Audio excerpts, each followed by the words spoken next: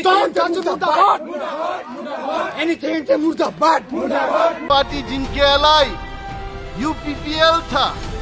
उनके साथ मिलकर के इलेक्शन में लड़ा था एक साथ। जब नतीजा आया, यूपीपीएल को बाहर फेंक दिया और बीपीएफ को साथ में ले लिया। सासे बर' जानानै जुदि बर'खौनो बेबायदि हेंथा होयोब्ला जोङो बेनिफ्राय दुखुसिन आरो जेबो गैबावलिया जोंना। खुलुमबाय बयखौबो फिन खनसे गोदान भिडिअ बरायबाय। तो लोगोफोर नैबे समाव नोंथांमोननि गेजेराव माखासे इम्पर्टेन्ट आपडेट शेयार खालामनो थाखाय नैबे भिडिअखौ लाबोनाय जालायबाय। तो आसा खालामो नोंथांमोना भिडिअखौ जोबजासिम नायलां। तो दिनैनि गुबै टपिकआ ओरैबायदि इम्पर्टेन्ट माखासे गोनांथार माखासे टपिकखौ लानानैसो आं नोंथांमोननो नैबे भिडिअखौ शेयार खालामनो नागिरदों। तो जितु मैयानि थासारि जालांनाय जाय स्टुडेन्टफोरा फरायसाफोरा बर' फरायसाफोरा मोनद' हारिनि एसटि होनो नायनायखौ हमथानायनि गेजेरजों जितु सेक्रेटारिखौ माने दंग' बंग' खालामबाय आरो दा बेहाय माने गोबां जाथायबो जादों। दा स्टुडेन्टफोरखौ फैफिननाय समाव सोरबा बुदों। दा बेफोरबायदि माने थासारिखौ जोङो आपडेटखौ मोननो हादों। आरो नेक्स्ट आं नोंथांमोननो फोरमायगोन जाय गोबां सावरायलायनाय जायो माखासे इउटुबारफोरा बिपिएफनि सापर्टार बैसोर मानो सिरि थाखो। दा बैसोरनि सायावबो स्टुडेन्टफोरा माने स्ल'गान गायदों। आरो नेक्स्ट आं नोंथांमोननो होगोन जितु जाय आगरतलायाव वान नर्थ इस्टनि जितु मोनसे गिदिर सुबुं रेलि जादोंमोन, बेवहाय सासे केबिनेट मिनिस्टारा ओरैबायदि माने स्ट्रंलि माखासे बाथ्रा बुंदों जाय नेशनेल पलिटिकेल्स पार्टिखौ लानानै। दा नोंथांमोना जोबजासिम नायलांब्ला बुजिगोन, गासैखौबो फारि फारि नायलां। नैबे बाथ्राया एसे माने जोबोद इम्पर्टेन्ट। आं बेखौ फार्स्ट नोंथांमोननो होनो नागिरदों जाय वान नर्थ इस्ट होननानै जितु आगरतलायाव गिदिर मोनसे सुबुं रेलि लादोंमोन। थ' बेयाव नर्थ इस्टनि जिखा आसामखौ नागारनानै मेघालय, मिज'राम, मणिपुर, त्रिपुरानि जेसांखिनि माने पलिटिकेल्स लिडारफोर दङ आरो जायफ्रा सोरखारि सुबुंफोर बा मिनिस्टार, केबिनेट मिनिस्टार, मन्थ्रिफोर दङ, बैसोर माने पुरा बाहागो लानानै स्ट्रंलि माने नर्थ इस्टआव वान नर्थ इस्ट खालामनो थाखाय सा सानजा भारतनि जेसांखिनि ट्राइबेल हारिफोर दङ बैसोरखौ ज' खालामनाय बा खौसे खालामनायनि जितु थांखि, बेवहाय माने बयबो मिनिस्टारफ्रा फैदों। थ' नोंथांमोना नैबे बाथ्राखौ एसे नोजोर हो। त्रिपुरानि केबिनेट मिनिस्टार अविनाश देव बर्मन, थ' बिथाङा ओरैबायदि माने इम्पर्टेन्ट बाथ्राखौ फोसावदों। बियो जोंनि जितु दा सोलिनाय जाय नेशनेल पलिटिकेल्स पार्टिया जाय रिजनेल पलिटिकेल्स पार्टिखौ मा खालामनो नागिरदों आरो बेखौ मा खालामब्ला बोरै हमथानांगौ, बेनि गोबां माखासे बाथ्रा बुंदों। आरो अविनाश देव बर्मन जाय त्रिपुरानि केबिनेट मिनिस्टारा बुंदों जे जोंनि बिटिआरनि जितु रुलिंस आरो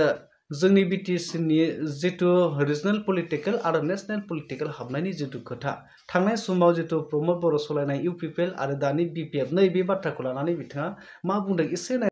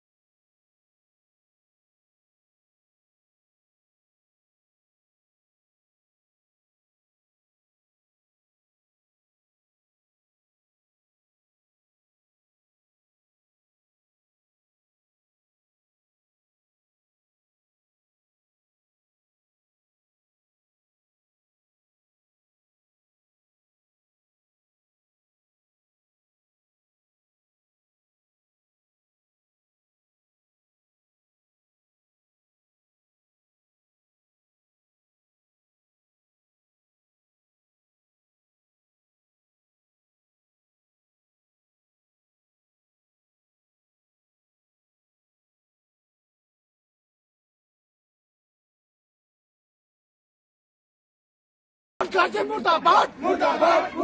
Don't Kashim Murdabad! Don't Kashim Murdabad! Anything to Murdabad! Anything to Murdabad! Don't Kashim Murdabad! Don't Kashim Murdabad! Don't Kashim Murdabad! Assam Sarkar Hushiyar! Assam Sarkar Hushiyar! British Sarkar Hushiyar! British Sarkar Hushiyar! जोङो rally लादोंमोन आरो rally जोबखांनायनि उनावहाय जेब्लानाखि जोङो फैफिनदोंमोन दिनैहाय जोंनि बड'लेण्ड मुलुगसोलोंसालिमानि सासे फंबाय जोंनि बड'लेण्ड इउनिभारसिटियावनो फरायो बे फंबाया फैबाय थानायाव बिसोर गासै साब्रैमोन फैबाय थानायाव जेब्लानाखि नैबे देबरगाव ओनसोल नैबे नीलाचल मोनसे जेनाखि गोदान हस्पिटाल मोनसे रिसार्च हस्पिटाल जेनाखि मोनफैदोंमोन बे टाइमावहाय माने गंथाम गंब्रै गारिया लाखिनानै माने डाइरेक्ट सोंनानै माने डाइरेक्ट गनजों बुनाय जादों आरो माने बुदों आरो बिराद जखम मोनदों मानसिया दिनैहाय बे फंबायना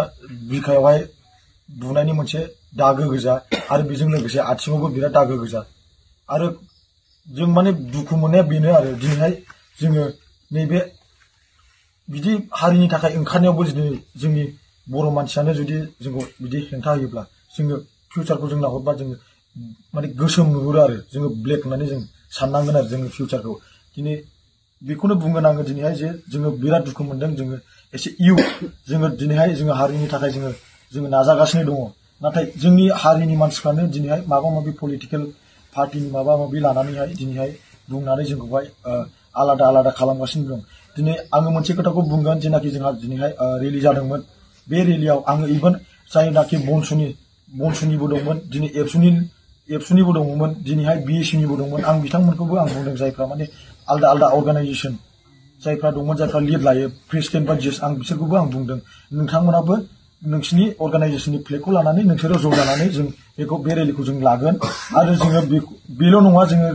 मोनसे पार्टिखौ लानानै जोङो बेवहाय जोङो रेलिखौ जों लानाय जायाखैमोन जों गासिखौबो जों मुर्दाबाद होनदों मानोना नोंथांमोनाबो दिनैहाय नायदो मानो होनब्ला जोंनि नैबे थासारियावहाय जोङो गासिखौबो जों नाम बख'यै बुंनांगौ जादों मानो होननानै बुङोब्ला जोंनि गासिबो लिडारफ्रा दिनै जोंनि बर' हारिनि थाखाय एसेबो आवगायनानै फंसेबो खोथा बुङाखै जों बेवहाय बिराद दुखु मोनदों आरो बेनो जोंनि गोसो सिंनिफ्राय जोङो बेखौल' बुंगोन जेनाखि जोंनि बर' लाइमोनफोरखौ दिनै सासे बर' बा बिसोर ग्रुप जानानै फैनानै जोंनि बर'खौ एटेक खालामनायावहाय जोंहा बिराद दुखु मोननाय दङ आरो बिथांमोना मा थांखि लादों आरो बिथांमोना सोरमोन जोङो बिथांमोनखौ जोङो जेबो मिथिया नाथाय जोङो जोंनि गोसो सिंनिफ्राय जों बिराद दुखु मोनदों मानो होननानै बुङोब्ला सासे बर' जानानै जुदि बर'खौनो बेबायदि हेंथा होयोब्ला जोङो बेनिफ्राय दुखुसिन आरो जेबो गैबावलिया जों होननानै सानो जोङो गोसो सिङाव दुखु मोननानैलाय मा जानो जोंनि बेबायदि राइट्सखौनो जुदि बिथांमोना होबथानो सानोब्ला दा गासिबो दुखु मोनदों जोंल' नङा जोंनि गासैबो जोंनि बर' हारिनि जेनाखि जोंनि लाइमोनफोर दिनैहाय जायफ्रानाखि ओंखारदोंमोन दिनै गासिबो खोनानानै बिथांमोनाबो बिराद दुखु मोनदों दा आङो बेखौल' बुंगोन जेनाखि नैबे जोंनि थासारियावहाय जोङो जेनाखि इउथफ्रा जोङो ओंखारदों जोङो सोरबाफोर नासयबाय थायोब्लाबो जों हारिनि थाखाय जोङो ओंखारलांबाय थागोन आरो जोङो जोंनि हारिनि थाखाय जोङो मावफुंलांबाय थागोन गोजोन्थों थारैनो नोंथांमोना बुजिबाय दा बिथांमोना सासे गभर्नमेन्टनि मानसि आरो त्रिपुरानि सासे केबिनेट मिनिस्टारा जुदि नेशनेल पलिटिकेल्स पार्टिनि सायाव दिनै त्रिपुरायावबो नेशनेल पलिटिकेल्स पार्टि दङ आरो रिजनेल पलिटिकेल्स पार्टिबो दङ थ' बिथांमोना ज' जानानै मोनसे सरकार थेवब्लाबो बिथांमोना ओरैबायदि माने स्ट्रंलि बाथ्रा बुंदों नेशनेल पलिटिकेल्स पार्टि दिनै नेशनेल पलिटिकेल्स पार्टिनि थांखियानो जाबाय फिसा रिजनेल पलिटिकेल्स पार्टिखौ धंस खालामनाय बा फोजोबनाय गैया खालामनाय माने इन्डियायाव गैया खालामनायनि जिथु थांखि लादों बे बाथ्राखौ बिथाङा बुंदों दा बेखायनो जों खौसे जानानै बै नेशनेल पलिटिकेल्स पार्टिखौ रिजनेल पलिटिकेल्स जिथु काउन्सिलाव सोनायखौ माने जोङो हमथानांगोन नैबे बाथ्राखौ माने रोखा फोरमायदों सासे केबिनेट मिनिस्टारा अब्ला नोंथांमोना बे बाथ्राखौ नायदो जोंनि जिथु काउन्सिलनि बाथ्राखौ लानानै बिथाङा बाथ्राखौ बुंबाय बे सैथो बाथ्रा बुंदों थ' नुबाय नोंथांमोना थांनाय समाव प्रमद बर'खौ लाबाय नाथाय जेब्ला प्रमद बर'खौ नांला बेखौ गारनानै माने बेखौ फेजेननो हानानै बा फोजोबनो साननानै बिथांमोना बेखौ गारनानै दा BPF खौ जमा लालायबाय BPF खौ बिदि थाङै थुङै लास्टआव मा खालामहैगोन बेखौ मिथिला दा बेफोरबायदि गोबां प्लानिं खालामनानै national political party regional political पार्टीखौ माने धंस खालामनानै जितु प्लानिं खालामदों बेखौ बे बाथ्राखौ माने अमिश देव बर्मन बिथाङा जे त्रिपुरानि केबिनेट मिनिस्टारा रोखा रोखा फोरमायदों थारैनो सैथो बाथ्रा नोंथांमोना नुदों दिनै थासारिया मा जादों दिनै नोंथांमोना नुबाय नेशनेल पलिटिकल पार्टी हाबनायनि उनावनो